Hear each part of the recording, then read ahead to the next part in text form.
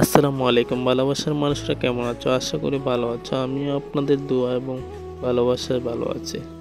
প্রতিটা মানুষের এক একটা স্বপ্ন থাকে এবং প্রতিটা স্বপ্নের মাধ্যমে অনেক কিছুই থাকে।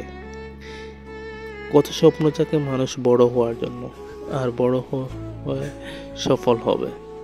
আমারও সেই রকম একটা স্বপ্ন। আমারও হসপিটাল লাইনে বড় পদে বড় কিছুতে চাকরি করা। ইনশাল্লাহ কতটুক পেরেছি জানি না, তবে যতটুক পেরেছি মহান আল্লাহর কাছে কৃতজ্ঞতা।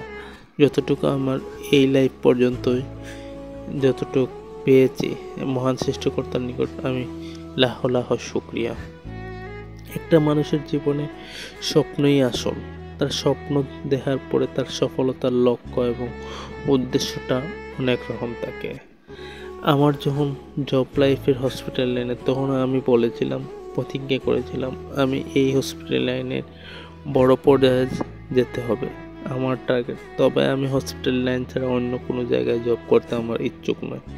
তাই হসপিটাল লাইনের রিসর্ট বা হোটেলে জব করার জন্য আমার সুন্দর একটি মন বয়ে আছে। আমি সবসময় হসপিটাল লাইনে জব করতে ইচ্ছুক থাকি, যেটা আমার অনুপ্রেরণা করে, যেটা আমার সব সময় কাছে থাকে, যেটা হসপিটাল লাইনে এমনটা মজা পেয়েছি যেটা বলার বাইরে।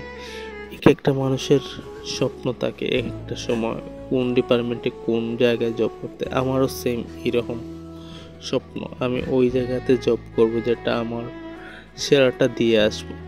আমি তখন আমার কাছেই লাগছে, যখন এই ভিডিওটা করছিলাম একটা কোম্পানির হসপিটাল রিসোর্টের রিটেন এবং ভাইভা পরীক্ষা দেওয়ার।